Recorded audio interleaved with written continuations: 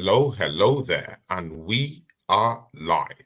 See ya, ladies and gentlemen. You welcome to another episode of the Dahl and Claude Show. See ya, today's episode, it's the Shameless, the Shameless Pandemonium. Guys, you know why? You know why that is, So guys, welcome to the show. My partner in crime, no other person than Dahl, man, DVS. Talk to these What's people, happening? man. Introduce our special guest down to the show, man. Talk to these people. Our show guest today, everybody, is my personal hero, Anthony Herbert, follower of the mighty Arsenal FC for many, many years. And we're going to get into it today because we smashed the Hammers on Sunday. And it was a brilliant display. And thanks again, Tony, for another episode. And I see Mama Flossie and AFC Always in the chat and the big man, Carl Rossi. Let's get into it. See, big ups everyone. Big ups everyone. Mama Flossie is in the house. AFC Always is in the house. Carl Rossi is in the house. Guys, of course, you guys know Anthony Herbert, part of our crew, our brother, is going to chop it up with us here today. See, Dal, let's delve into it. Let's delve into it. We have Anthony down here. Anthony, talk to us about yesterday, man. What can you say? What hasn't already been said? It was a good scoreline. It was literally a brilliant scoreline. I love the scoreline 6-0. The only thing that was disappointing for me, it could have been 10 because I would have loved to finish that game in double figures. That would have been it. I'm sorry to early doors, Tony, if you're watching this, but that's the way it is. Personally, I felt that West Ham didn't turn up, did they? Let's be honest. They were poor. True. Absolutely poor. Do you know what? When I sat at home watching the game, what was it? 4-0 up in the first half. Brilliant, I mean, goals from Gabriel, Saliba, and Trossard and bloody. I forgot the other goal scorers now because I'm so excited about this, this game. But I felt you can't mistake anything wrong in that game. There was nothing wrong. Mikel Arteta had the team set out right. They played what they expected to play, and also the tactics from Mikel Arteta as well was absolutely fantastic. You can't fault that. You can't fault him in the last lot of games. I mean, think of it, lads. That's 16 goals in 4 games. 16. Just let that sink in. To me, that's championship form. That is brilliant. That's if you want to win the league, that's it. That's how we've got to be. Right? We've got to now continue this from now until, because if we don't, I'm sorry, but Mikel Arteta's got to go if we don't win the league for me. Do we subsidise the Champions League? I mean, I personally, I don't think we're going to win it. But if we get to the quarterfinals, anything after a quarterfinals, to me, is a bonus. But if it means subsidising that to win the Premier League, which I prefer to win the Premier League this season, if I'm honest, we can concentrate on Champions League next season or season after. But I want the Premier League. And we haven't got a dip form like what we did in last season. Everybody's saying we dipped form against West Ham and Southampton last season. There was another game. We also dipped against Everton when Sean Dyche made his debut as Everton manager. We lost that game 1-0, and they played really well. But we shouldn't have lost. If we would have won those 3 games last season, that would have been the mighty Arsenal lifting up that Premier League trophy, and that's a fact. So I'm excited, and may long it continue from now right to the end of the season. That's all I want. Right. The thing is about the Champions League, Tony, Anthony, that I'm worried about is I believe all roads lead through the Burnabeu or the Etihad. And we've got to get over this. The lads got to get over the pressure. Jez was saying earlier today, and I think Kenny was reinforcing it in Lee Gunner's show, there's just a certain type of pressure that we have to get over. And we're really, I don't think, going to get over it until we get there. Right, until the plane lands in Madrid for the away leg, or we have to go, like let's say to Inter Milan or something like that. I think that the squad has learned now from last season to the Dubai break, right, which seemed to be aspirational and motivational for the squad because we've been nothing but fantastic since the Dubai break. But with specifically to the Champions League, though, I think we can get to the quarterfinals before we get to the Bernabeu or the Etihad, right? Yeah. Those teams will if they keep winning, they'll be in parallel with us, which means we may not meet them till later on. Unfortunately, it could be a semifinal, right? But a semifinal, if we get a semifinal, let's say we get to the semifinal and lose to Madrid, are you still Arteta in? No. He's the only reason if I'm Arteta in, he's got to win the Premier League for me, Dal. In all fairness, I've just said that. I mean, with Arsenal, the way it is now, it's too long. It's too long without the Premier League. He's subsidised 2 trophies now: the Carabao Cup, the FA Cup. It's a shame that we're out the FA Cup, to be honest with you, because I love the FA Cup. As we all know, we all grew up with the FA Cup watching it, and I feel that we could have went on and achieved something there if we was to win a trophy. But it's like what I said, he is definitely. We've got there's Liverpool, there's Man City, and then there's us. We've got to keep on their toes, basically. We got to be up their backs and let them know we mean business this season. That's the only way forward. I mean, we got Burnley coming up. That's our next game. We've got to beat them. I'm so comfortable. I feel with that we're going to beat Burnley, and then the game after that, that's when the Champions League starts. That's Porto. So and then obviously there's. I don't know if I'm getting this in order, but I know I think there's Newcastle and Man City after that, and then it's back to the Champions League. Maybe I could be missing one game. But we go. Sorry to interrupt. We go Burnley, Porto, Sheffield, and then I think City, and then Newcastle, I believe. Somebody can correct me in the chat, but I'm pretty sure it's Burnley, Porto, Sheffield. But you're right. The Burnley game, the Sheffield game, 6 points minimum. We cannot. I think in the league, Anthony, we cannot draw. We cannot lose. Because we cannot rely on Liverpool and City to drop points. We can't allow on United now. We won six in a row, I believe, in the Premier League, looking at 5th and 4th.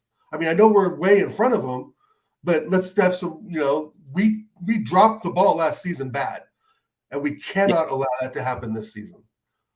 But I think, Anthony, is that we're a little more experienced now, right? We're a little more motivated now. We've seen it in the play. We've seen it in the link-up play, the combination play against West Ham.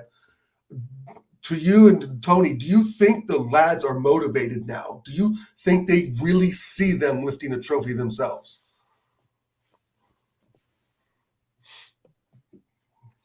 See, man, the proof in the pudding, brothers, man. See, yesterday's matchup, I couldn't believe what I was seeing.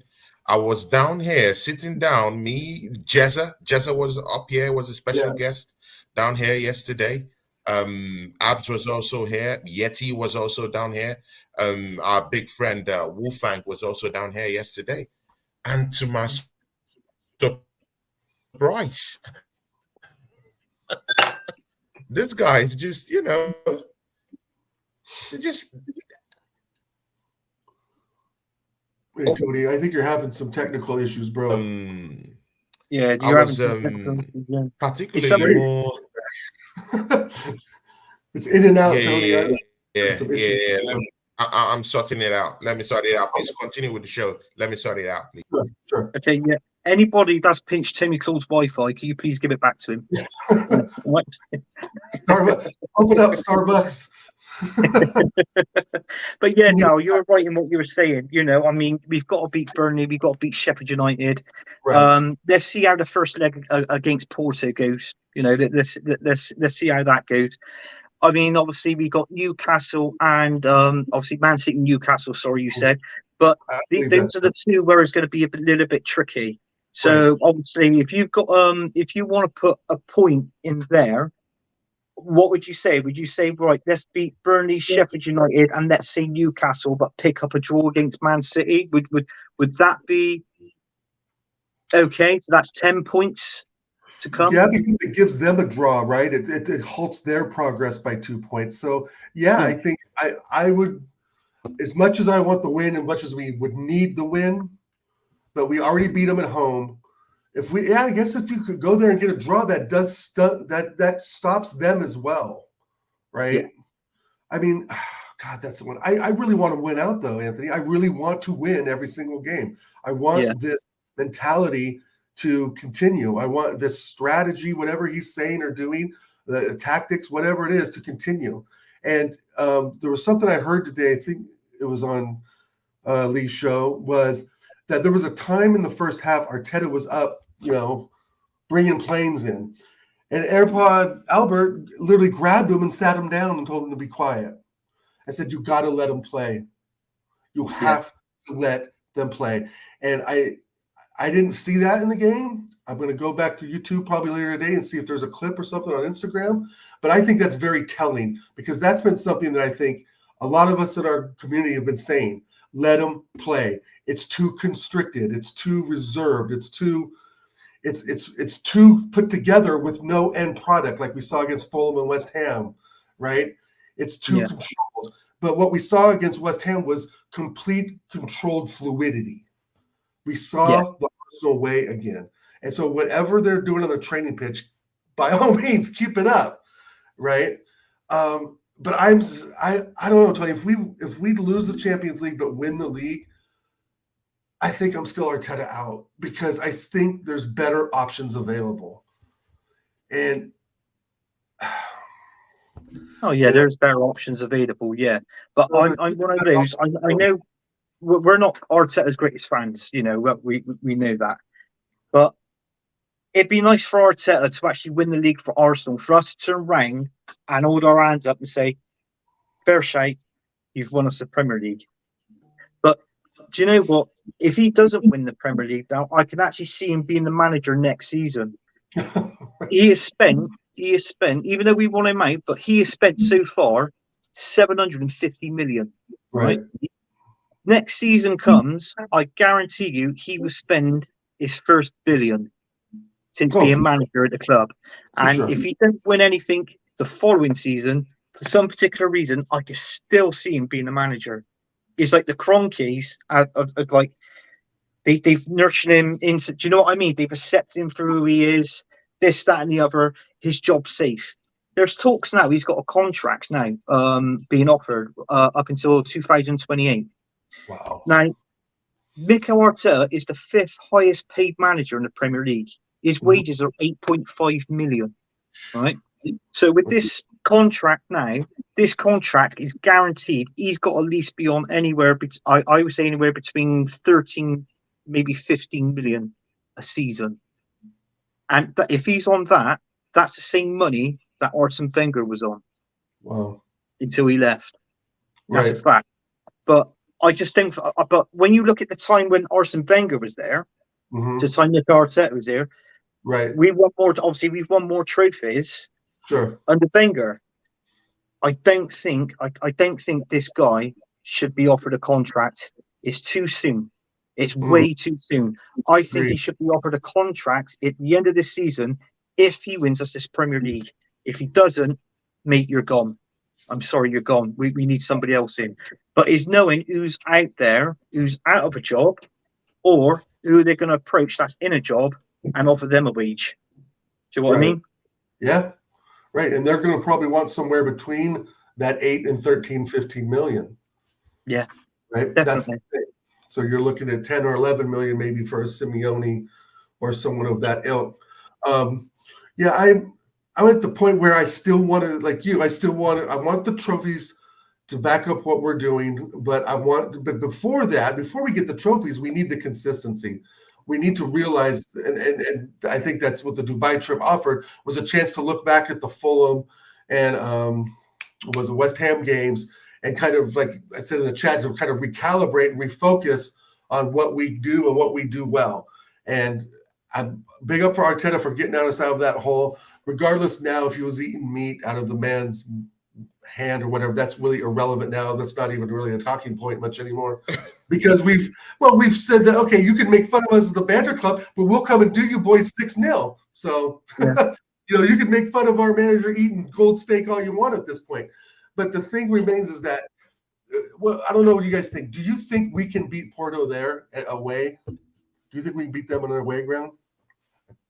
I think, do you know what, against Porto, depending, I mean, the key is to win your own game, right? Win your own match. Right. If you can get over there, play a decent game of football, even if you took a point away. But the most important thing is you've got to win your own games in that Champions League. So if you're playing home at first, win it. Go out there to the next leg, play a decent game of football. If you come back with a draw, great. If you come back with a win, even better. But a lose, we cannot accept to lose. And is knowing who we're going to be faced against, obviously, in the next round of the quarterfinals of the Champions League. Mm-hmm. I don't think the games that we've played in the Champions League, have we really been tested? No, I don't think we have. The test. I mean, we had Sevilla, PSV, and was it Lens, something like that, the French team we killed. And they beat us on they beat them. They beat us on their ground. I think it was 2-1. We had a horrible display. A wet, rainy night, and you and I know Arsenal hate to play in the rain. I've always said that from day one. We are a different squad in the rain. And that may sound funny to some, but I've seen it over the last 25 years. We play differently in the rain. But I'm just hoping, and I guess I'll be the host for a second, Tony, if you don't mind. What do you think, Tony, about like going to Porto? Do you think that change up? Arteta will change up. Do you think Arteta will change up the philosophy that he's used at West Ham? Do you think he'll go more defensive at Porto because he's not so sure? Like, he knows Moyes, he knows West Ham, he knows the Premier League clubs, but Porto may be a different kind of meal for Arteta, and he may be a bit cautious and not play like we did at West Ham. So what do you think, Tony? Then I'll give you back your show.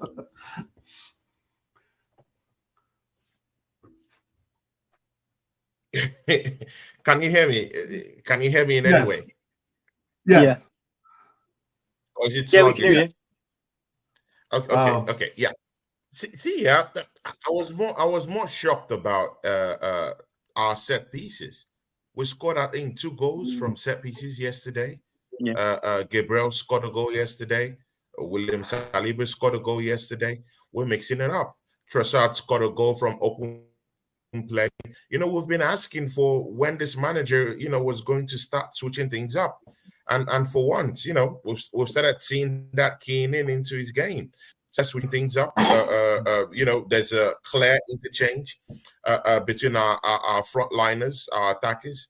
Declan Rice finally orchestrating, lots of clear cutting control in the middle of the park, and that's what we want to see.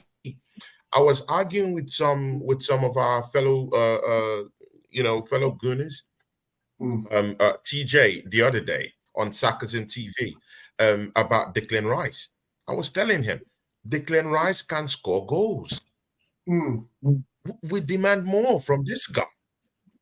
Look at the absolute worldie that guy scored yesterday. Anthony Herbert, DVS, you have to agree with me that we can get more from Declan Rice. We can get more. Because it seems like if this guy controls games, it seems like we can go all the way. Look at the absolute world he scored yesterday. So it shows that this guy could score goals. It shows that he could also show our midfield issues quite clearly. He is that guy to marshal us. And you know what? Just look at the switch yesterday. Switching the tempo. That we actually kept Jorginho, who had a good game, a great game against Liverpool. Put him on the bench. At first, when I saw that lineup, I was like, oh my God, not this again. Why is Jorginho, who had a great game, sitting on the bench again? Not again. But to be very sincere, we've been very harsh on Mikel Arteta, but rightfully so. So when he came out without Jorginho in that game yesterday. I was like, what's going on? But man, let's say the truth. Yeah, no one felt the absence of Jorginho. We actually, I even thought that this performance against West Ham trumped what we had against Liverpool. Total domination. Like seriously, yeah. This was another series of 50 Shades of Grey. See, yeah, if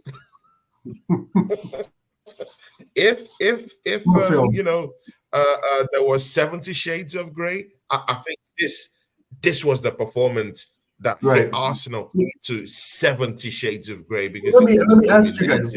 Let me ask you guys, Tony, real quick. Tony, let me ask you real quick. Do you think that going to Porto, Tony and Anthony, going to Porto, do we play defensively going to Porto, or do we play like we use the same tactics, maybe the same lineup like we did against West Ham and Liverpool? I mean, like I said, Porto's a different fried fish, and Arteta, we don't know what Arteta knows about Porto. Yeah, of course, Porto is a different ball game entirely. Again, he has to do his homework. That's his coach. That's why we're paying him. But again, man, when you've just beaten, the best team in the English Premiership, Liverpool, right. And we've just disgraced West Ham the way we did, all these other teams will be on alert. FC Porto will be on alert. They'll be quaking in the boots right now. Like, what the hell happened to these guys? So see, man, Arsenal. That's what I want to ask you. But we know Arteta will mix it up, right? I mean, that's a good point, Tony. Very good point. But like, Anthony, what if we go to Porto and we stink the place out? What if he goes there and he's too reserved? What if he doesn't play like, give us the tactics like he did against Liverpool, West Ham? But then if we do play them away and they come back to Emirates, we smash them, right? I mean, I guess that's the other side of the coin. But maybe I'm over worried about the Porto game. But I just think that Arteta could use a different strategy. He won't be as open. Yeah, I mean, within that Porto game, I think the first game you said was away. I think, is it away the first leg? I believe it's away. Right. So if it's away the first leg, obviously you've got to play it. You just got to pick the same team and play the way we're playing, to get any advantage on them. And then obviously in the second leg, when we bring it back to the Emirates, then that's we got to do exactly the same. We've got to beat them over two. We've got to obviously beat them over two legs. Sure. So it's like what I said. If we went to Porto, let's say for a figure of speech, I don't know. Let's just say it was a 1-1 draw, right? It's a draw. Okay, fine. Now, Mikel Arteta has now got to study the Porto players and the way they play. He's got to pick the right formation, the tactics, the strategy, and philosophy as well to do anything to win in the home tie. He's got to. And it's like what you said with Mikel Arteta. Sometimes it doesn't. Don't get me wrong. I like a manager that stands on the touchline, and I like seeing a manager shouting instructions, this, that, and the other. I love seeing that. But sometimes a manager's got to come back from that and put his trust in his own players and let them play. Which he let did. Them play to their ability. Which he did yesterday, bro, against West Ham. Yeah. And that's what he's got to do, is the best thing. The other thing that I want to see with Mikel Arteta is, if you don't want to jeopardize any other players, like maybe let's say one or two players, so we don't get injuries, because you got to think, if Saka gets injured, who are we going to play against? Sheffield United in the next game, on the wide ring. So we got a very thin squad. Mikel Arteta's come out. He said that. So, I think it'd be nice for him to just sort of jumble the team up around a little bit, maybe a change of formation, because I know he's playing 4-3-3. I'm not keen on the 4-3-3. I've never have. I preferred it when he played the 4-2-3-1 I think formation. You and I have said that, for a while now. Yeah. And that was where we saw the goals, obviously, from Martinelli, Saka, and Odegaard, and obviously Jesus. Yeah. All right, despite he was partly injured last season, but that there was more goals playing that formation than what it was within the 4-3-3. So I thought to myself, well, why change it? But listen, I think if I'm not mistaken, I think Porto plays roughly the same formation as that 4-2-3-1. I have seen them play that before, but whether they're going to play that against us is another story. So hopefully we just need to carry on with what we're doing and bring our A game to them, and then obviously get into the quarterfinals. And think of the money that Arsenal, if we don't win it, but we can receive quite a lot of money going into next season to bring in more players. By Ivan Toney, for sure. Yeah. Well said. But again, should we be switching up the middle of the park in that game against FC Porto? Because I think Mikel Arteta has a different kind of strategy when playing maybe teams that have a kind of like more mobile midfielders in the middle of the park. Maybe that's when he chooses to use Jorginho. Because Jorginho might be that guy that might just bring back that solidity in that middle of the park. Then maybe when you're playing against teams that don't have maybe a very, very mobile midfield, then maybe you can be able to bring in Kai Havertz in the middle of the park, like what he did against West Ham. When he was playing against Liverpool, he knew he had to put someone down there to help shoulder at least part of the gameplay in the middle of the park from Liverpool. So do you think in this FC Porto one, because they do have fast-paced midfielders in the middle of the park, do you think is going to switch it up and say, Jorginho, I might call on your expertise on this one? Absolutely. 100%. I think you nailed it spot on, Tony. Jorginho would be perfect for this game. Again, we don't really know what Porto's going to bring. I doubt they're going to bring a low block. Right. I don't know how much low block they play in the Portuguese league. Right. I think that's more of an English thing, maybe a Scottish thing. I don't know. But I doubt Porto's going to do a low block or will do it effectively. Right. Their defense can be got at. Let's be real. But the midfield's going to be a battle, Tony. That midfield battle. I think Rice will have his hands full. But if Jorginho's there, that leaves again Rice to be the box to box and can score goals like he did yesterday.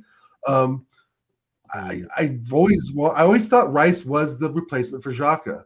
Havertz, to me, was coming off the bench for Odegaard, right? That's the way I envisioned the squad when we first bought that donkey from Chelsea and we got that gem from West Ham.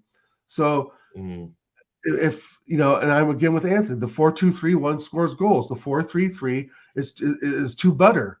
It's warm butter for even teams like Porto to play in that middle part of the pitch and get some through balls behind their defense. That's Saliba, has he really been that good since October, November? I would say I'd go up there. Shout out Carl Rossi is in the building. Big ups, man. He gifted another last week. He gifted 10 memberships to this channel, man. Big up to you, Carl Rossi, man. Big guy you are, man. Thanks, bro. Big up to you. He gets a po. Big up to you, man. For sure. And again, Ola of the Fight Week show, my guy, he drops £2, for us. He says, salute, Tony, Oregon Gunner, and Carlson, and the chart. Yeah, big ups to you, Ola, man. Thanks for that super chat down there, man. Big ups to you, man. See you guys, before we start even gloating, can we talk about Kai Havertz's role in the midfield yesterday? Is there any improvement in that midfield with Kai Havertz in it? Anthony Herbert, can you shed more light on this guy? Because for some reason, Mikel Arteta thinks that this guy is actually pulling the strings in the middle of the park. Can you tell us, what can you see that this guy is really doing? I'm not really seeing it. I want someone to really convince me about his impact. I'm not saying he played badly. He did quite well. But again, what is his impact in the middle of the park? Because we might see him start in that crunch game in the Champions League against FC Porto. Let's know why. Tell us why, Anthony Herbert. Do you know what, Tony? I'm exactly the same as you. I don't think he has improved. to be honest with you, because we still don't really know. Let's be honest. Do we really know where to play him? I mean, No. we played him up. Play him up front. Yeah, we've played him up front. You know, he hasn't scored any. He hasn't really scored any goals from up front. I mean, that game against Liverpool was exactly the same formation, the same players that Liverpool beat us 2-0, knocked us out the FA Cup. Believe it or not. And obviously we beat them 3-1. So Mikel Arteta got his strategy right there. But I just don't know. I can't see. I mean, there was times where Mikel Arteta sort of play him out wide. I mean, he didn't really have the pace there. I mean, the guy's 6'4", for Christ's sakes. But if you're 6'4", there's only two positions you can play with. You're 6'4". That's either centre back or up front, right? And I'm not being funny. We don't really get balls in the box. We don't really cross the balls in the box if someone can come in and head the ball for goal. The only time we played like that was when we had Olivier Giroud up front. You know, right. So I mean, with Havertz, I mean, look at the chances he had against Liverpool. He had 1-on-1 with Becker, the goalkeeper. And he sort of like, instead of smashing it, it was like a little tap. And it was like, oh, thanks for the ball. You might as well say it was a pass back. You know, I don't think he's got a powerful shot in him. You know, he's not one of those that's going to set the game alight sort of thing. So unfortunately, I think what we've done there, we've paid £65 million for an extra body in the team, in whatever role he's going to play. Right. And we're not going to get a lot of goals for him. Is that he just makes up the numbers, and that's all I can say about Kai Havertz. Oregon Gunner, yeah. See, can you compliment what Anthony Herbert said? Do you agree with him in the grand scheme of things? Because Mikel Arteta seems to believe that this guy is actually galvanizing that midfield. He actually believes that this guy is actually giving his A game in the middle of the park, and he can actually switch him to play as a striker, switch him to play in the middle of the park. Are you seeing any kind of like midfield solidity? Does it make it compact enough? They're actually saying he's good aerially, he's making tackles here and there. Are you seeing those things? I don't know. The Liverpool game solidified for me in my decision that he is made to play up front and just hassle the center backs and get them off balance and get them out of their game, because that's all he did at Liverpool. Really, it was quite good. It was quite good. Physical presence. Right. Like Anthony said, he's 6'4". He's a physical presence. And let's be realistic. He's a German national. He's a smart footballer, but he's just not, to me, a Premier League player. Right? He's fantastic at Leverkusen, horrible at Chelsea, except for the one Champions League goal. And we bought him because of that Champions League goal, right? Yeah. I mean, in all seriousness. So if we look back to, let's say September, October, November, he was absolute dog shit. And there was not really, besides AFTV and their community of dickheads supporting this guy, who brought nothing to the squad. Right? For 65 mil, we talked about getting Diaby and James Maddison, players that you can use that have skill and talent. And I don't want to say Kai Havertz doesn't have that, because he's been deemed a professional since he was 16, 17 years old, And so I think there's some pressure with that. I'm not defending him. But the thing is that the only place he can play without being a lost puppy is up front. And he did it well against Liverpool. And if we can, he did it well against Liverpool. He's right. He's not scoring the goals. And maybe the goals will come, right? Some strikers, it takes a while. Again, the guy's I'm not backing him. He's only been with the club for a few months, right? But the thing is that we need to buy proven professionals. I'm done buying good. I've said it before. I want great. You need great players to lift a trophy. You need great players to do great things. And Kai Havertz just does not fit the bill. Does he play a role? Technically, yes, like Liverpool. Did he play a role yesterday? Yes, but not well. That's the thing. The midfield for me is Rice, Jorginho, and Odegaard. It's proven to work. But we also, I think, going back to Jorginho, Tony, he is not going to play every week in and week out. He doesn't have the physicality for that, right? And so I understand for him not playing against West Ham. If we got to use Jorginho every other game and maybe bring Partey back in, which I don't think is going to happen, but maybe just of some sort of the sun setting in a different direction or something, that he comes into the Arsenal squad some way somehow. But even then, I don't think Thomas Partey would even fit into what we're doing right now, right? He's so far removed now. So that's another discussion, right? So anyway, Jorginho's the guy that we have to use.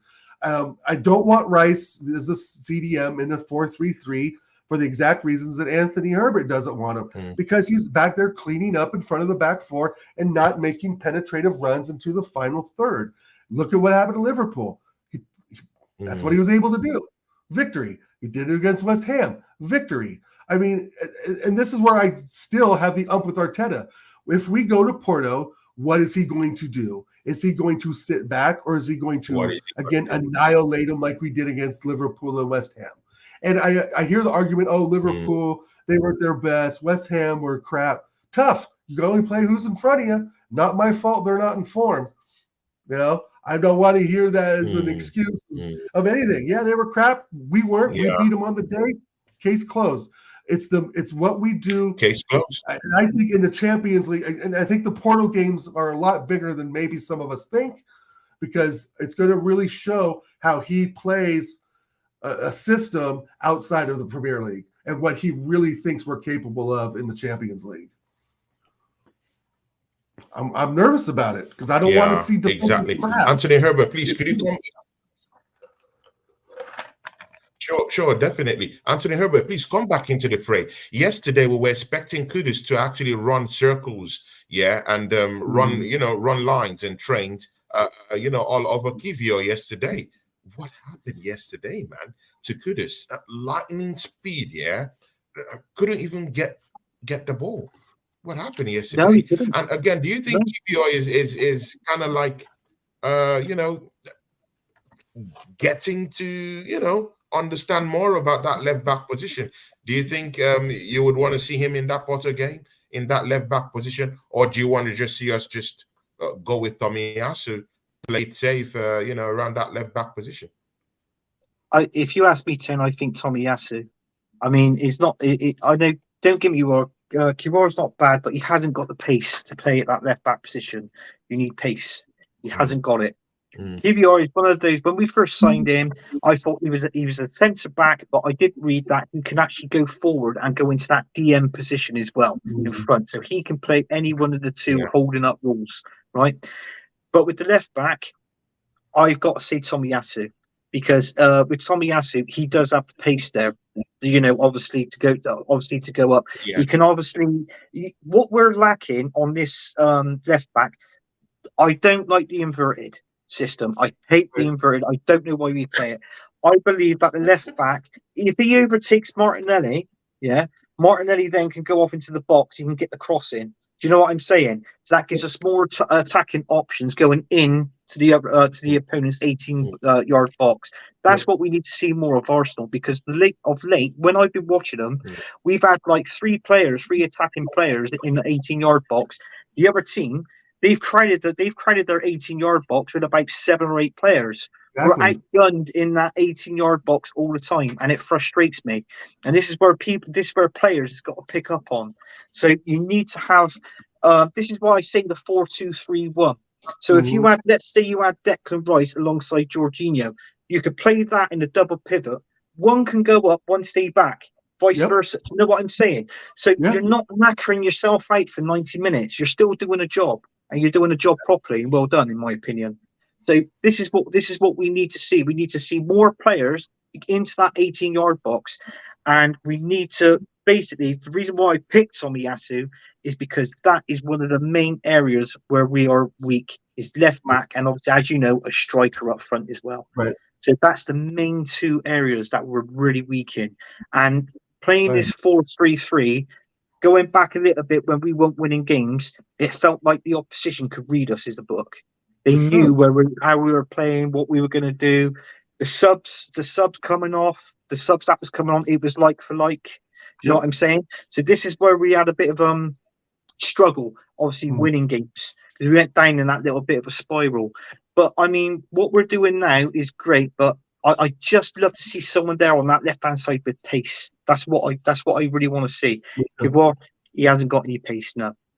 He's a center back to me for sure. He's got the height for a center back and the speed of a center back, but not to get up and down the flank. You're absolutely right.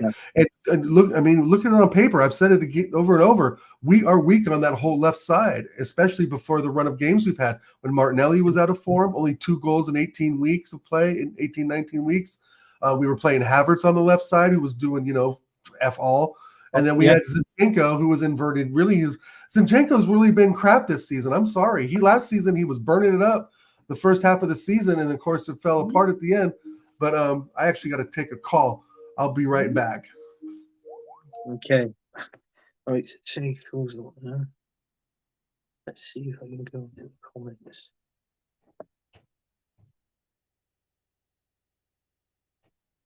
All right, there's a few big ups there in the comments. So I'm just going to see if I can see the comments, but I can't bring them up because I'm on my phone. Do it the likes people, Tony, Dylan, Anthony, and Kenny, bicep size. Yeah, cheers, Cole. And Andrew was killing me with work with that photo. Yeah, so if anybody wants to get their comments in, we could just answer some comments or whatever. Tony's back. Yeah, big up, Tony. Yeah, I'm back. Yeah, I'm back. Anthony, Martin Odegaard. See, we've been complaining about Martin Odegaard, this season. Because of some of his lackluster performances this season.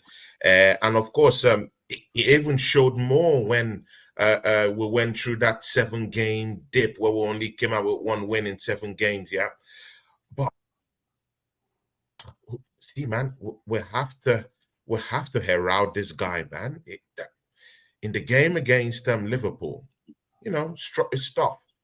Came down into that game against West Ham, and look at how he grilled Emerson. And the defenders were having a hard time actually keeping up with Odegaard and some of his, assists yesterday. It was a very, very hard time, for these defenders to actually understand what he was going to do.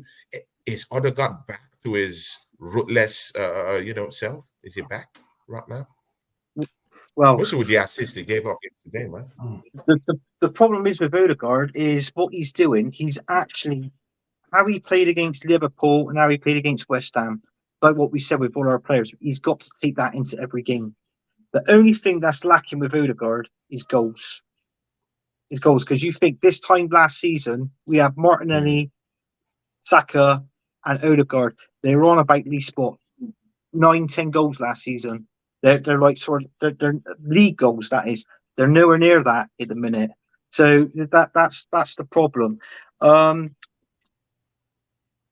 don't want to see Odegaard drifting off as he normally does, and he's out of the game. Do you know what I mean? And then because he's still, to me, he seems to be sort of a drifter. But in his last couple of games, his last few games, he hasn't done that. He's actually got stuck in, and actually he has played well. I've even rated Odegaard in the last couple of games. He's had nothing but 8s off of me in the last few games, to be honest with you. That game against Liverpool and definitely against West Ham. So I've rated them both an 8 on that one. But it's like what I said.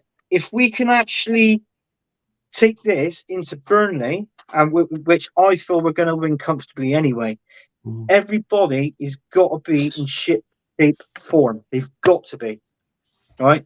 And they've got to, it's because what I feel is like that goal against let's take Liverpool's goal into consideration. I thought the person to blame there was Saliba, because obviously where he hit the ball and it hit Gabriel's hand. And also the other thing as well, there's a lack of communication. I like to see more communication within the team. But Odegaard don't do that. Even though he's a captain of the team, he doesn't really seem to be talking to the players that much. Advising players, right, stay back. We've got this. Do you know what I mean? Like a captain should really do. He's not captain material for me. I personally think it might be an ideal just to give the captaincy to Declan Rice now. I know he's young, but I mean, I mean, you look at Fabregas when he was with us. He was captain of the team around about age 19, 20. So, do you know what I mean? So I reckon give it to Declan Rice. I think Declan Rice is that man that can sort that team out. Preferably the one in the midfield. I think it's him that's organising that midfield. To be honest with you, I don't think it's Odegaard. I personally think it's Declan Rice. Definitely. Oregon Gunner, I'll bring you back into the fray because I know you soon be leaving. You have a couple of minutes with us. Yeah, I got some work. But Oregon Gunner, 16 goals in 4 games.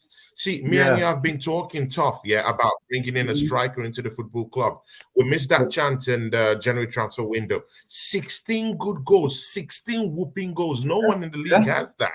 Even the so-called Erling Haaland, in Man City, they haven't got that in 4 games.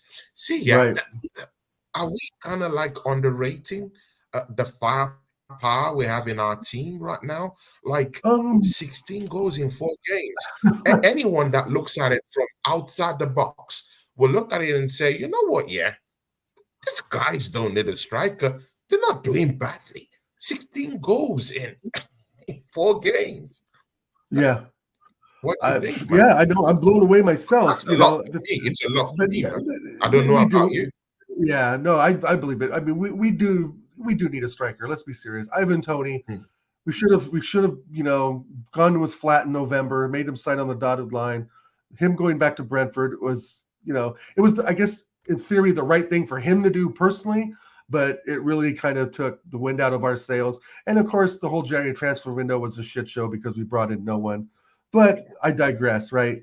So the thing is that, we need a striker, Tony. Yeah, it looks good now, but it's not sustainable. I think even Mr. Herbert would agree. We're scoring goals now. It looks good. We got great wing play. We're playing teams. We're getting through the low block that they're trying to do, but obviously Liverpool didn't do that. West Ham attempted to do that, and that didn't work at all. I think it points in the game, but overall, we need a striker. Every good squad has a top striker. We can go back to the 90s United, Dwight York and what's his name, Andy Cole, and then they've got Rooney and Carlos Tevez, right? City have Holland and Van Nistelrooy. Van Nistelrooy, right? Don't even get started on that prick. So it's just it's a necessity, right? And Jesus is just not it. As much as I like him, I think he was great in the transition of Arteta coming in, right? He needed a top player to come in with him. You know what I mean?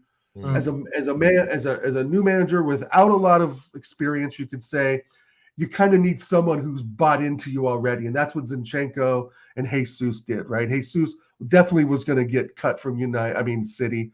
I mean, there's no way Pep was going to keep him, and Zinchenko obviously was just another body to them. But with that said, we've had some success with Jesus, but I think maybe you guys would agree it's time to maybe cut our losses and say goodbye. The injuries are adding up. He can't score goals. God forbid, if he was in that Liverpool game, we would not have won that game because he would have been flopping on the ground, making his comedic crying faces to the ref, complaining about this, complaining about that. When Havertz got in there and just did a job, Havertz got in there and just pushed those guys around. So I think there's some stuff for Jesus to take a look in the mirror and decide really what kind of player he wants to be. Is he a striker? Does he want us to win a trophy? Sometimes I feel like he's just there to collect a check as well with like Eddie. So with Jesus gone, and of course I don't even rate Eddie, we absolutely need a striker. And the more I saw some clips of Osimhen in the AFCON, and I was not impressed. Lee Gunner said it best. He looks like a Bambi on ice and an uncoordinated gazelle. But he scored goals at Napoli, but that's a Serie A, right? That's a different league. Ivan Toney, proven, 29 goals, 28 years old, ready to go. We need Ivan Toney because Jesus is just not going to cut it. Or is Eddie Nketiah. So, but I got to run, guys. I'm really sorry. Me and Anthony Herbert will continue for like maybe 10 minutes. Yeah. Me and Anthony Herbert will continue for like about 10 minutes tops. Apologies, please, guys. Oregon, gonna please shout out where people could find you. And while you're shouting out where people could find you, please just tell me, can we win the league? Can we go all the way? Before I get to that question, You can find me on YouTube at Oregon Goon every Friday with my man TJ Ward and Connor from CMO Sports on The American Idiots, 9 p.m. UK, 1 p.m. West Coast time. And we are not going to win the league because Man City are relentless and we will drop points. There's 15 more games to go left. There's no way we're going to win out. We're going to drop some points. We're going to drop points where City win. We're going to win maybe when City drop points. I think we're in it, but we will not have the players to get us through to the end. We may finish second. If that's the case, I want them out. Yeah, definitely. Thank you very much. I second that. I second it. I get you. Big up, guys. Love you both. Thanks, man. Yeah, definitely. Take care. Thanks, you guys. Yeah, stay safe. All right, man. I'll see you down. Yeah. Yeah. Anthony, yeah. See, it's just me and you, guys. Yeah, that of course, DVS has just left the show, but me and Anthony would continue a little, just for a little while. Yeah, Tony, see, I want to pick you on this. Yeah, we've seen Liverpool. Yeah, we've seen Manchester City, and again, we've seen what Arsenal did to West Ham yesterday. In the grand scheme of things, I literally want to say we're back. Yeah, because right now this is a 4-game stretch. Right now, look at what we did to Crystal Palace. We went to a City ground. That's a very difficult place to get points from. We went down there. I'm talking of for Arsenal Football Club. We went down there, got that win, precious win. Came up against Liverpool, presumably the best team in the league this season. Bit them up, smashed them up, did them dirty. And look at what we did to West Ham yesterday. Do you think we have what it takes to go head to head, with these big wigs of the league, of which we've beaten the 2 big wigs, that are afloat us at the top of the league this season? We've beaten Man City, we've beaten Liverpool. Can you shamelessly admit that that we have we have a shout in this in any way? You know what? You look back on the last results and you think that we might have a slight chance. There's a glimmer of hope. There's a bit of light at the end of that tunnel. The saying is. So yeah, I feel we can. But trouble is, though, Tone, I look back on the last games. I got to be honest with you. I felt 3 of those out of those 3 out of 4. I felt they didn't turn up. In other words, I don't think Crystal Palace they didn't turn up. Hence the scoreline. We didn't play that great against Crystal Palace. I got to be honest with you. I agree. The other team that we didn't turn up was Liverpool. I felt Liverpool were a little bit poor. But I mean, you look at that. The reason being, and this is my own opinion, Mo Salah wasn't in that team. Right, so if you think of it, you've got a pie in front of you now. With Mo Salah not being in that Liverpool team, that's a massive piece taken out of that pie. In other words, and I actually looked at that and I'm thinking, yeah, you can tell that Salah makes that Liverpool squad. So that I think that's the reason why Liverpool weren't that great. They normally play they played Jota out on that left if Salah's injured. Even he didn't even have a good game in my opinion, in my views. And West Ham, I mean, you look at that. You touched on it with Kudus, the player, and fantastic pace and skill. I mean, what a bargain for West Ham, 25 million. I mean, we were interested in him at one time, but I mean, he was nowhere on the pitch. He was nowhere. If anything, I thought he was a little bit quiet when I was watching the game. It was very rare I heard his name come up in the commentators. Do you know what I mean? But and I watched the game. So, I feel that those 3 didn't really turn up. Look at the tactics we had, the stats, in other words, what we had against Forest. I mean, we went into that game at half time with 80% of the possession. Didn't really score, did we? Exactly. So, I mean, they put up a real good display in that place, in the defence, Forest. I mean, for us to get that possession and couldn't hardly score, so it proved that their defence was the best part of the game. Well, the best part of the pitch. Sorry, but I mean, with Burnley now, I feel Burnley in our next game. I feel they're going to give us a better game than what West Ham did, and most probably Liverpool. But I feel that we can win comfortably there. I really do. But I feel that the way how Burnley is going to play, I think they're going to be more onto us, if you like, than obviously what West Ham was. Yeah, yeah, definitely. And again, yesterday, yeah, look at Bukayo Saka. See, we've really come hard on these players, yeah. In the last, at least last month, I think towards December, early December, heading towards early January, very, very hard on Bukayo Saka, man. What would you say about his gameplay? Did he really feel like he's coming into his own? He just scored 50 goals. He just made it 50 goals. Yeah, for Yeah. Arsenal Football Club, the fastest youth, the fastest player to get there. At his age, right now to get achieve that milestone. What do you think, man? Do you think Bukayo Saka, when you watch that game, do you think, okay, he's back to his best? Did you feel like that when you watched the game yesterday, considering the goals he scored yesterday? Yeah. I think that was a good goal he scored, and obviously the penalty as well. But I mean, Yeah, I think what I saw on the record, it was 50 goals, 49 assists in 200 and some odd 50 games. I goals. can't remember yeah. So it was like in 200 and some odd games, it's 49 It's assists. crazy, But man. listen, I mean, that's not a bad stat for a player of his standard and his ability. Going back between the Christmas, I would say the Yeah, December and January period of time, like what you brought up, I felt he was poor. mm, He wasn't on his A game. mm, It was like his yeah, foot on the accelerator wasn't down. It was pretty much raised up, and yeah, he showed nothing in the game. But then again, I could say the same about Martinelli. I thought mm, a part of this season, I thought he was roughly coming to like the end of his game. When these players are burnt out and they just need they need a rest. But I feel sorry for yeah, Martinelli because it's like what I said. He's got nothing. He's got no cover on that left hand side. I mean, you've got to look what's mm, behind him. Obviously with the likes of yeah, Shevchenko and the likes of Kivor, he hasn't got the. mm, He's constantly working out there, and he's yeah, working his ass off. And mm. I've noticed with Martinelli, within 60, 70 minutes, he's tired.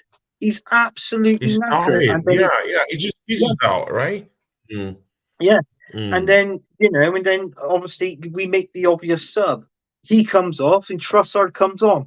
So, that's what it is. So I feel that this is why I'm not keen on the inverted team. This is why I like the wing backs overlapping. I've always liked to see that yeah, crossing and getting balls in the box.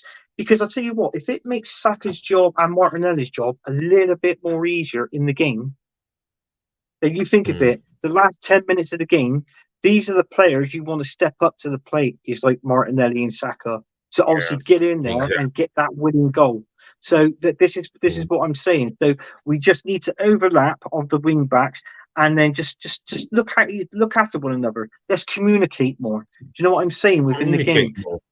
Yeah, because there's no communication in that Arsenal team. I mean, Yeah, especially from our captain exactly. Odegaard.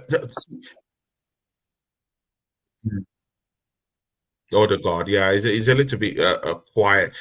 But again, looking to Trossard, man, yesterday, you could see sometimes it was just the clear interchangeability he was having with Martinelli at times, switching towards that left-hand side, moving side by side, switching into that number 9 position. Sometimes just, giving chance to Kai Havertz to just, have a crack also in that number 9 position. The interchangeability down there, he never gave up, and he found space to even get 1 or 2 chances of his own. And what a cracking goal he scored yesterday, man.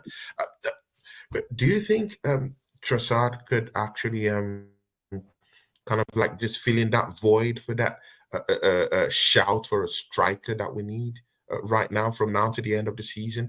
And do you want to see him in place of Gabriel Jesus? In fact, that's one of the reasons why I liked what happened yesterday. I don't just want to see Gabriel Jesus come back to full fitness and just comes in and gazumps Trossard out of the team. You can see what Trossard could give you. Scored against Liverpool, back-to-back goals, scored again against West Ham. That's what you want from your striker, isn't it? Back-to-back goals. What do you think, Anthony Herbert? I think back-to-back goals. Listen, Tone, I feel that with Trossard, I think from now to the end of the season, he could possibly be the answer of playing in that striking role. I seriously can. Do you remember when Jesus was out injured and we signed Trossard? And Trossard was chopping it all up on the pitch and he was scoring goals. As soon as Jesus was back to full fitness, he was shoved aside and Jesus come in. Now, in all fairness, I would have made Jesus work even harder to get into that team. So back then, I got to be honest with you, Tim, that is one player I really do feel sorry for, and that's Trossard. It's like it's to a certain extent, it feels like, I don't know, Mikel Arteta doesn't give him his chance. It's like he's being used at Arsenal of when Arteta wants him here and there, sort of thing. I'll give it to Trossard. Or when Jesus is injured, and then we just rely on him, use him up. Yeah, use him, exploit him up front. I reckon he will cause so much danger and so much havoc in that 18-yard box, even just outside the 18-yard box. I think he could as well. So I really. This is what I tell you what, Tim. Why won't Mikel Arteta do that in the Champions League against Porto? Change something, do something. You never know. Do you know what I'm saying? Trossard could end up, if you play him up front, he might score 1 or 2 goals in the away leg. If it's obviously the away leg first.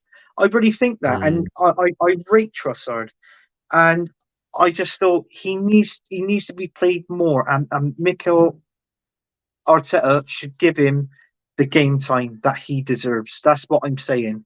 Just don't leave him on. Don't leave him off, and just rely on with Jesus all the time, because we've all said it. Jesus is not a 20-goal striker a season. He's even come out and said that.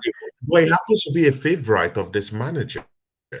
He happens to be a favourite of this manager, and if he's fit enough, definitely he'll be playing games. And if he's fit enough, Trossard might have to give way. Mikel Arteta naturally trusts Gabriel Jesus. So I even have that fear right now that even if Trossard scores back-to-back goals, Mikel Arteta, if Gabriel Jesus is back from injury on Wednesday, he might just slot him back in.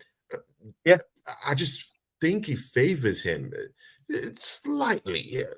Of course, you can't argue with that. No. I think you've got 11 players, obviously, that makes that team, that Arsenal team, and a certain Mikel Arteta, he's got his favourites team. He's definitely got his favourites, and Jesus is one of them. I think that is, obviously with Odegaard, Rice, but I think one of his favourites as well is Kai Havertz. I really do. I really think that's one of his favourites. Personally, with Kai Havertz, I think there's something written in his contract that he's got to play a certain amount of game time that he's got to play. Yeah, exactly. Because there's no other explanation why he's having all this game time. Exactly. So I think that's what's written in his contract, and they've obviously promised him that. It's like what I said earlier in the show, saying I think he's just there. He's just building up the numbers, because I haven't seen nothing spectacular from Kai Havertz. And you know what? To be honest with you, I don't think we ever will. I don't think we ever will. I personally don't think he's worth the wages he's on. I think he's on something like, what was it, 285k a week. So, getting on to the 300 mark. So, but in all fairness, the answer to your question, play Trossard up front. I think he's the answer to get goals up front. I think is the answer. Because I think he looks like this kind of strikers, that is just a typical chaotic kind of striker.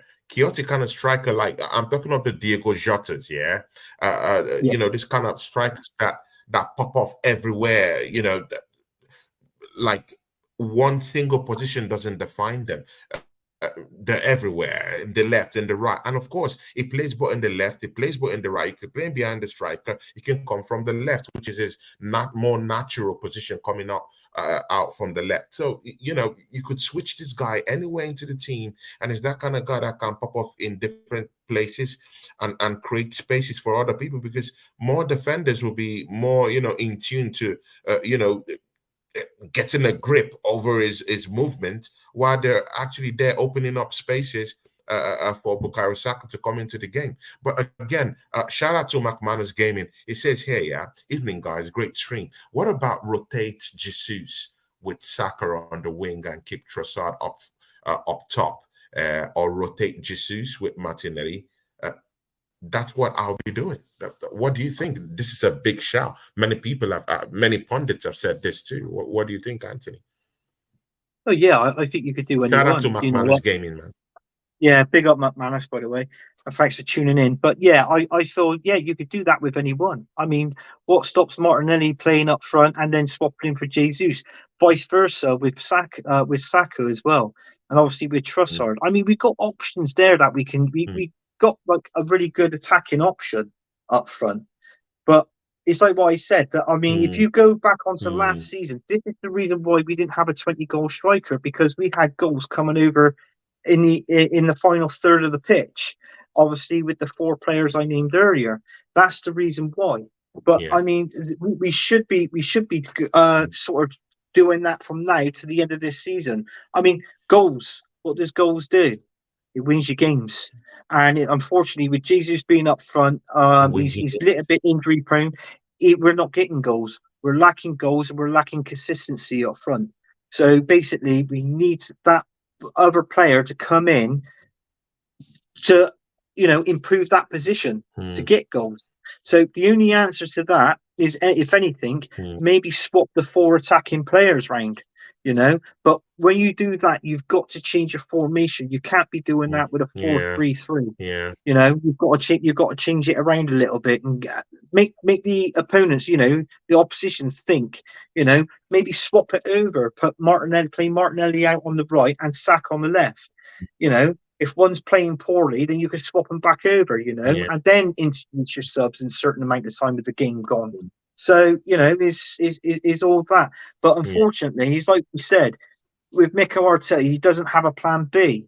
But I mean, he has got a plan A, and in the last 4 games, he's proved he's got his plan A.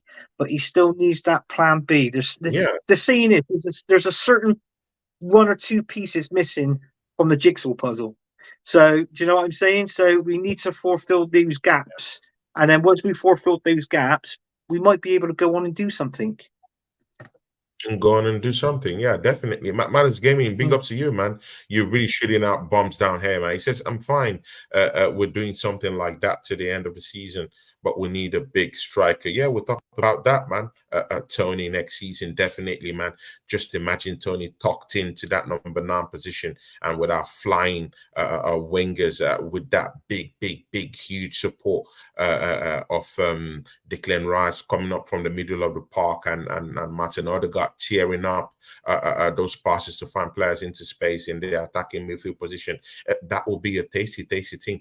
But see, Anthony, we're out of the Carabao Cup domestically. We're out of the FA Cup domestically. We're only left with 2 competitions, that could give us glory this season, the Premiership and the Champions League. Do you see, because obviously we've won 4 games at the trot right now, do you think in any way that going out of those competitions in any way increases our chances of actually concentrating on these 2 competitions and getting and getting any win out of any of them? Do you see any possibilities in that scenario? Do you think getting out of those competitions have actually given us a focus, giving us a time to actually recover rather than going straight up into an FA Cup game? Liverpool, you can see the fixture piled up right now. They have to think about an FA Cup game, and come back into the Premiership these players can cope with the kind of heat coming up from there. And mind you, Arsenal is playing in the Champions League. So just imagine you're playing the Champions League right now, and then you play a league game against Burnley, which you know it's going to be a very tough one coming up in the weekend. And then you go straight up into the frying pan into next week game in an FA Cup game. The players are going to drown, and definitely we don't even have the bench to even cope with that kind of intensity right now. So do you really think that, being out of this FA Cup and this Carabao Cup keeps us on that focus to just get something out of this Champions League? Does it put us in a better position to win this trophy? You know what, Tim? I know what you're saying, but I do disagree with it a little bit. I mean, there's no point sacrificing any trophies. Just to say, all right, we'll come out of that, we're improving this league, go up a little bit, we'll come out of the FA Cup. To me, that's a little bit nonsense, because I'm going to say this. If you cast your mind back last season, Manchester United finished third. They won the Carabao Cup last season, and they were in the FA Cup final, which they lost to Man City, right?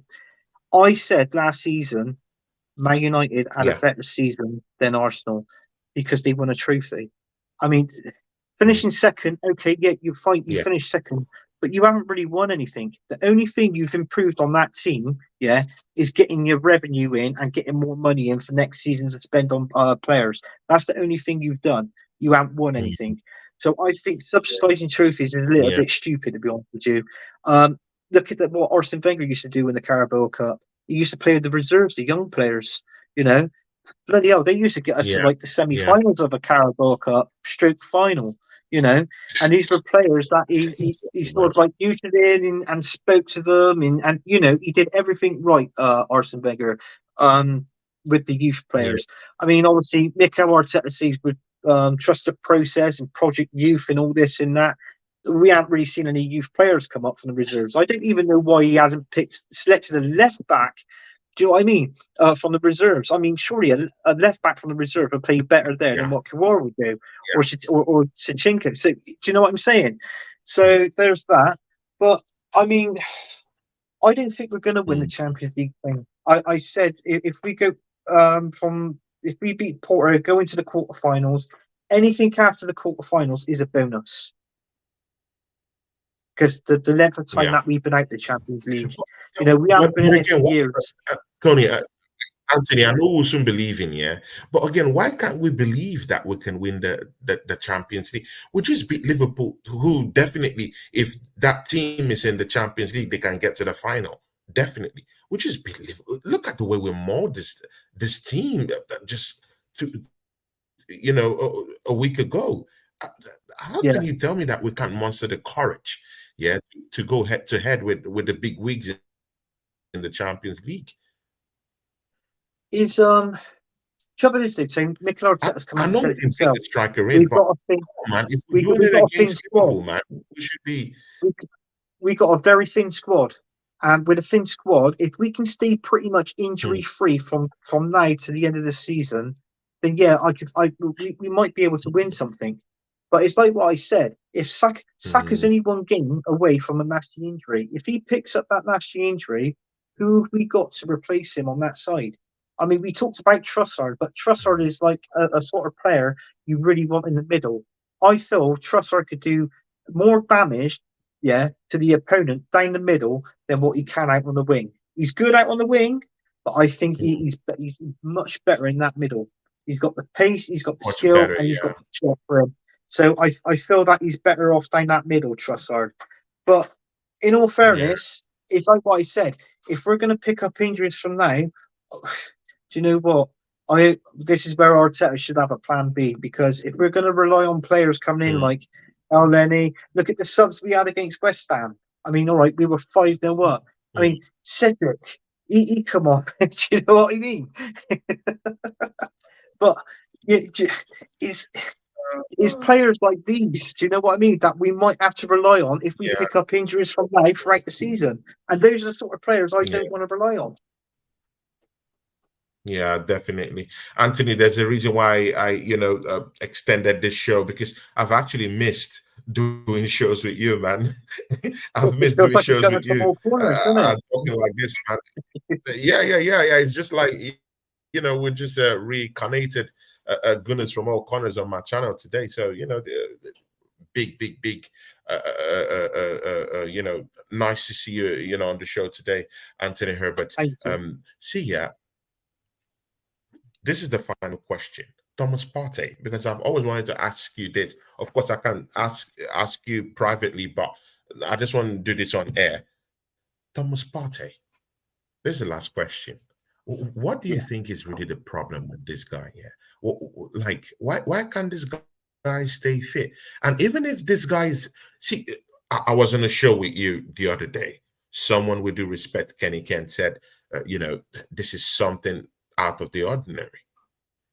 Yeah. What's really your position on this? What's your position on this? Before do you know what? I've always liked Thomas Partey, but my patience with Thomas Partey now is wearing thin. If I'm honest, I got to be honest with you, it is wearing thin. I mean, he's injured, right? Then he says he's fully fit. He doesn't go to the African Cup of Nations, AFCON. He doesn't go there and play, and then we found out he's injured again. So it's like, hang on, there's something more to this. But what I believe as well, there was something that came up sort of in the past, like, do you know what I mean? Just like going back a few months ago with him, and I got a funny feeling it's this. I think you might start hearing of things, whether it's going to escalate, more. You might hear more into it, but I personally, it could be a possibility of that. Yeah. Thomas Partey being injured all the time. I don't think he's injured all the time. I don't believe he's injured all the time. Yeah. I think he's just enjoying. He's getting paid a wage. He seems to be going on the, training on the pitch, but he doesn't seem to be playing game time. And and we don't know why. But it's like what I said about that other thing. It is quite a possibility. It could be that. I don't want to say what it is, but it's quite a possibility it could be that. And so there's something out of the ordinary. So it's something out of the ordinary, because we can't be saying this guy's injured all the time, and he when it's time for him to come back and then he disappears. Like, come on, man, it's becoming funny now. It's okay today. Tomorrow when it's time for him to play, he's injured. Like the way they mismanage players at times, it's so funny. And this guy's one of the highest earners at Arsenal. He hasn't put in a shift. If you don't need this player, sell him. Why wasn't he sold in the summer transfer window? If you don't want to use him, if you don't want to play him, why not sell him, get some cash, and bring in an extra midfielder? Like, it's funny, man. Anthony Herbert, shout out your channel, shout out where people could find you, man. Thank you for giving us time. I'm sorry for taking 18 minutes of your time from the original time. It's just that I miss doing shows with you, my brother, man. So it's just it's just amazing to just have you here, and we just have just a general old boy talk about Arsenal. Big up to you, man. Shout out your channel, man. Yeah, but first of all, I want to say thanks to Tony for inviting me on. It's been a long time. It's definitely been a long time. I hope to come on your show again, and I'll get you on my show.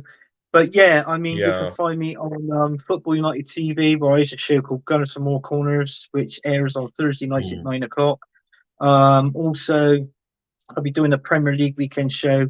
It was supposed to happen on Sunday, but it didn't air on Sunday because we just had some problems and that. And but hopefully we can most probably get a show out to you next week. I'm still open up for people from Gunners of All Corners, whoever wants to come on that show.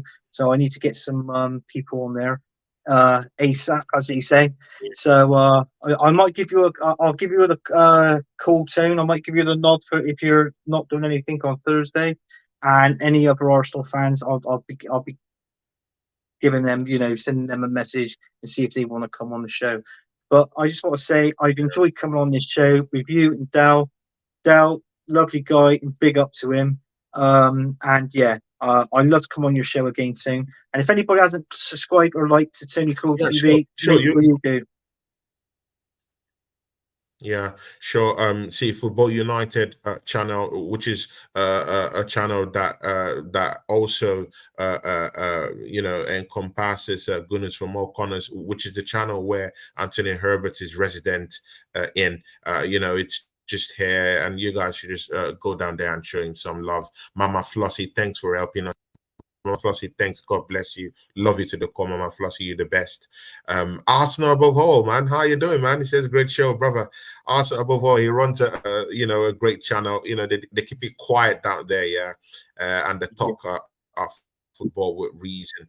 A big ups to you, Arsenal above all. That's a brother, man. And he knows Arsenal. He loves Arsenal. One of the guys that actually spurred me on. When I wanted to start my channel, I spoke to this Arsenal above all guy, and great guy, really encouraged me to keep the fire burning, and big ups to you, man. Great win against West Ham, man, and that's what me and my big brother Anthony were discussing about. Guys, yeah, I would likely be bringing Anthony to more shows on my channel, because when me and him do shows here, it's always magic. I just really like having this big conversations about Arsenal with Anthony Herbert. So Anthony Herbert, man, I'll have to be sending you most of the links most times, so that you could come here and share your wealth of experience about Arsenal, about Arsenal with us. And let's hope that we can be able to beat Burnley. What's your prediction for the matchup against Porto, and what's your prediction for the matchup against Burnley? These are big matches, yeah. What do you think? Definitely. Porto first. Let's go with that Porto game. But you want to go Porto first, do you? Well, no, Porto, bro, you're the guest. You're under pressure. Yeah. Okay. If the Porto, obviously Dell said the game was actually away. The first game's away is over at Porto. So I'm going to go for. Do you know what? I'm going to go for a 2-1 win to Arsenal against Porto away, and the game in the Premier League away. Yeah. Wow. Yeah. And with Burnley, I feel it's going to be a comfortable win, but I feel that there's going to be times that they're going to exploit us as well. So I'm going to go. Do you know what? I'm going to go. Do I go 3 or 4-0? I'll see 3-0. I'll be a little bit more optimistic. I'd like 4, but I'll see 3-0. I'll play it safe.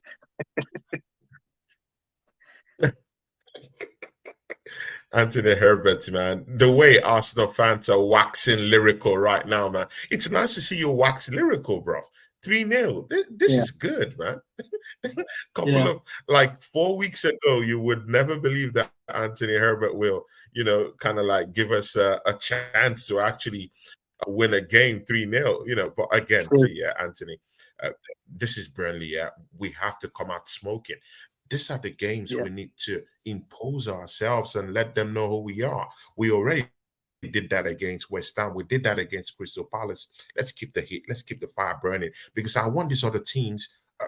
I want that fear factor, because I really believe that the fear factor in this team has disappeared. So we're not getting, we're getting that back. Look at what we did to West Ham. That's what I want to see. The same kind of treatment should be meted out to Burnley this weekend, man. They shouldn't escape that. I want to see us beat them by 4-1. That's what I want to see. 4-1, 4-5-1.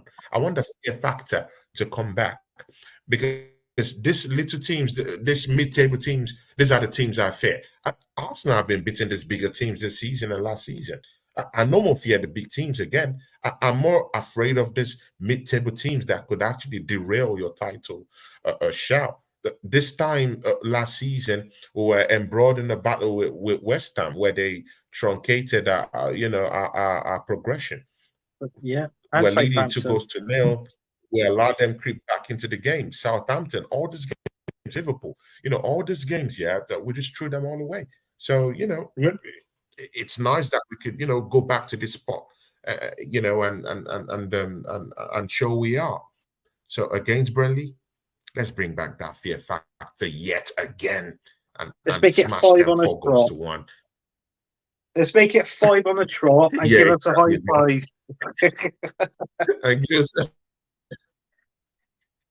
Exactly.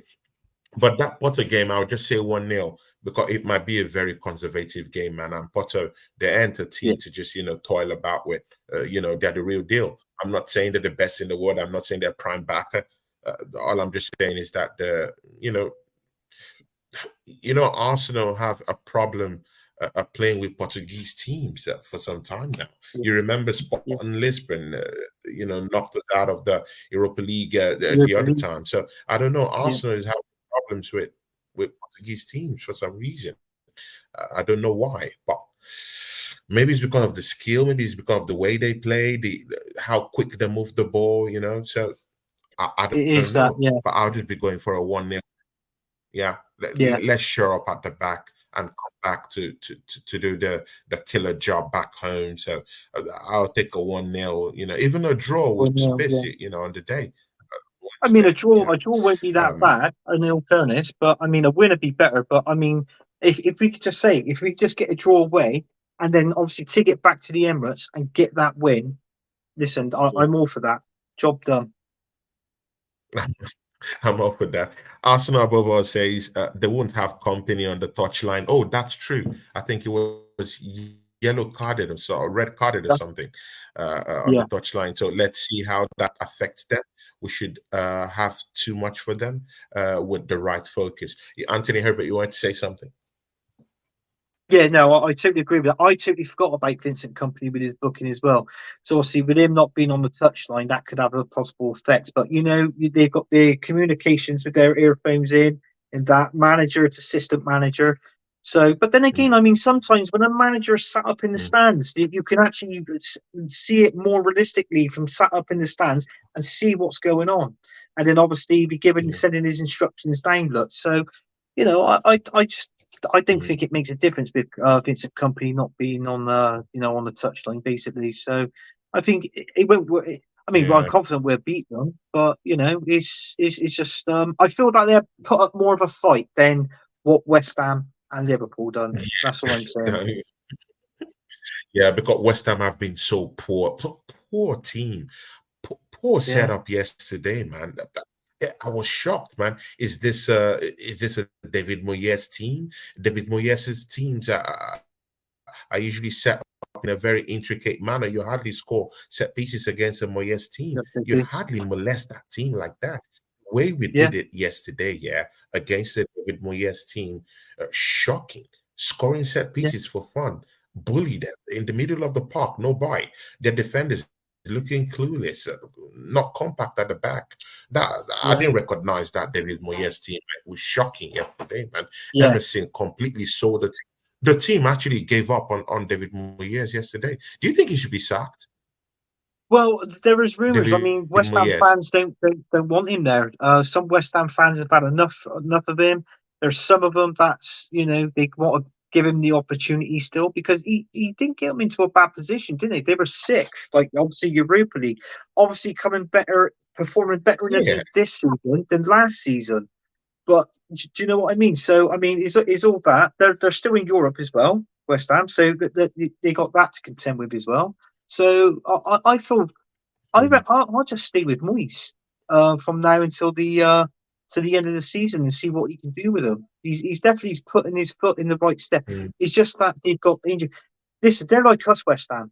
They need a striker up front to score them goals. So if what West Ham feels like with like not having a striker, we know exactly what they feel like. So this is two things on that as well. And I mean, look at that. I mean, at half time. Oh, do you see all these West Ham fans leaving the stadium at half time? 4-0 down.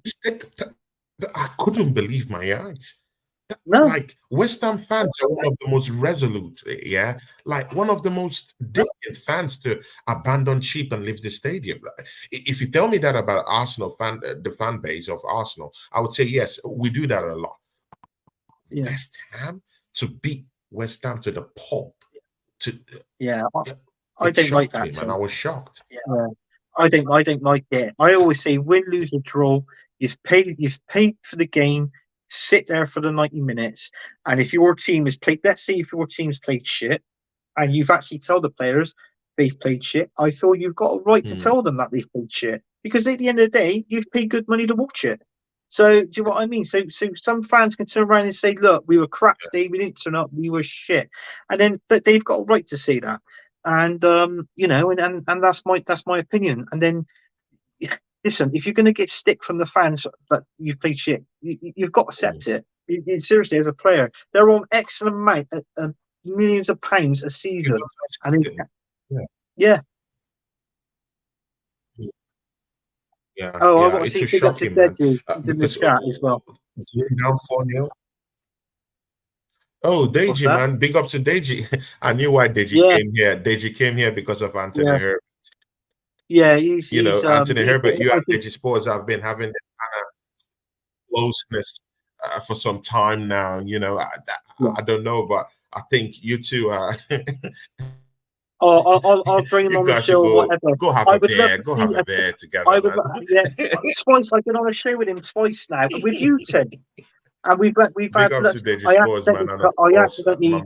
I'm sorry, Deji. I muted you last time you was on my show because you was going too much on about Tottenham and they were how amazing they were and how much they were shaking their I bums and told God you, knows what else. him and I was Anthony like, Herbert oh, going on.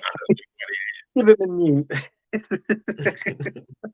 But big ups, up, man. Deji. Hopefully, one of these Peace, man. days I I love would. you, mate. Actually, Deji's coming 7:30 p.m. on Thursday, so that might be a good chance for you to, pop in, and I might make it a big panel. So, to be nice, if you want to pop in, just let me know about your availability, and I could make that happen. You can have your shot against Deji Sports live in the Oh, I flesh love on this it. channel. I So, love it. And let's yeah, he's messaged if me as that well. works. We want to do some up. So yeah, I'll try and get that done, and I'll message him, try and get something done on it with Deji as well. Yeah, If it yeah, means going sure. on this show or him coming on mine or whatever. But big up to him. I like Deji. He's a good lad. He's funny. He's really funny. Makes me laugh. Yeah. Chelsea's currently having a game right now and against Palace, and Mama Flossie, has just leaked the secret to us. 1-0 Palace. Oh my Yeah. God, Chelsea are gone. I mean, people are Oh my saying we were God. just saying And about they don't Moyes have in a that job. much What about number. Klopp? What is going on, man, with this Chelsea Oh, team? This is they're a just. this I is a mean, don't very get me. poor. This is a Chelsea's poor team. Palace It really team. is. They should be It is. winning.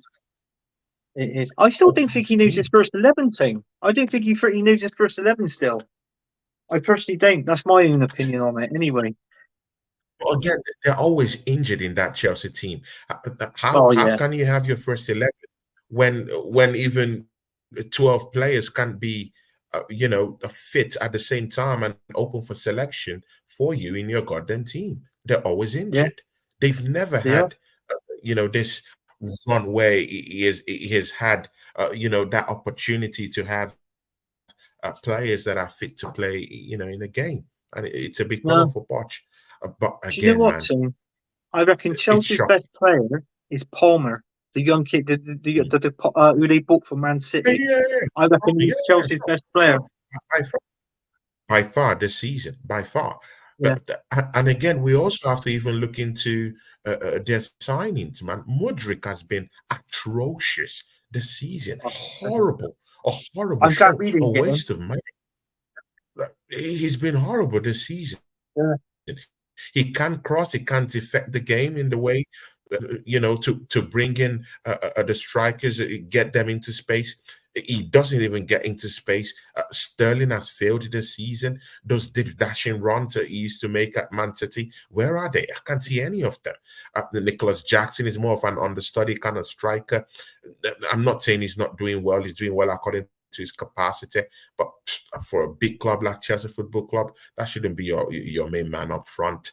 You also have Caicedo, who we were actually jostling for. Me and you were actually fighting for this guy on Gunners from all corners.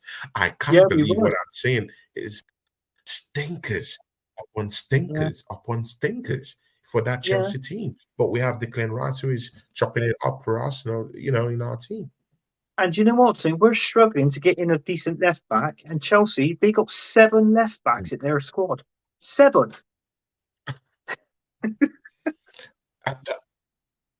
And Silver, by the summer.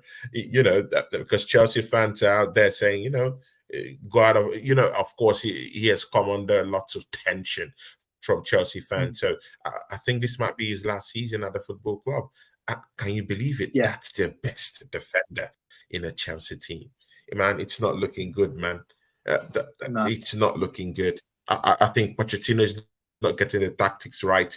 He doesn't have a first 11, although that's not his blame. But again, you're the manager of this football club. You have to take the blame in the grand scheme of things. And again, they've not done business in such a smart way. Yeah, of course, smart in terms of making the money, but not smart enough for what they really need in that team. So it's a big problem for Chelsea Football Club, man.